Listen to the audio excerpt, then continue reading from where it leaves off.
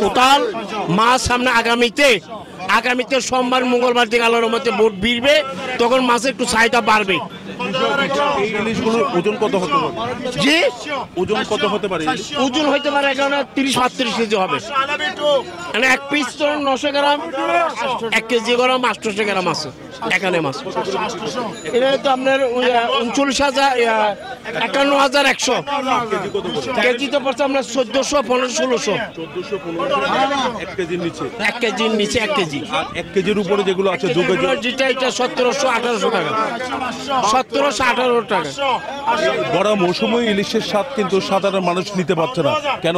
ইনশাল্লাহ খাইতে পারবে, এখন আশা আছে একটা, গরিবে খাইতে পারবে, এই বছর খাইতে পারবে। আরো 15 দিন পরে পাইবেন আমরা আল্লাহ দিলে। আছে সিঙ্গেল গেছে 2টা, সিঙ্গেল এলে মাছ মারতেছে না, কোন পাইবো এই সপ্তাহ পাইবো মাছ ইনশাআল্লাহ প্রচুর পাইবো। গরিবে খাইতে পারবে, এটা গ্যারান্টি দিব 100। এখন তুমি যেটা 1500 টাকা, এটা ধরেন 800-900 টাকা যাবে, 800-900 টাকা কেজি হবে, কমবে ইনশাআল্লাহ। কুসার বাজারে 1400-1500 টাকা কেজি। জি জি জি, সব মাছই তো কম ধরা পড়তেছে এখন, যেগুলো মাছই ধরা কম পড়তেছে।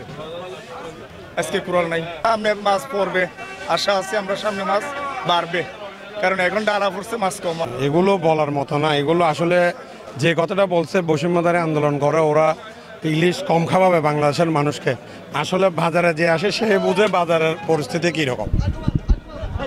বাজারে এই বড় মাছগুলো 2000 কেজি, 2000 বলতেছে, 1800 বলতেছে, 1800 টাকা বলতেছে, 2000 টাকা বলতেছে। মানে এই সিজনে মাছ খাওয়ার পর্যাপ্ত সময়, কিন্তু আসলে রেটের সাথে মানুষের ইনকামের সাথে মিলতেছে না ভাই। ধন্যবাদ সবাইকে।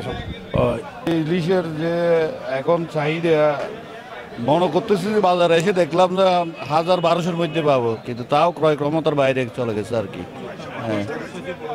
হ্যাঁ, বড় সাইজ 2200।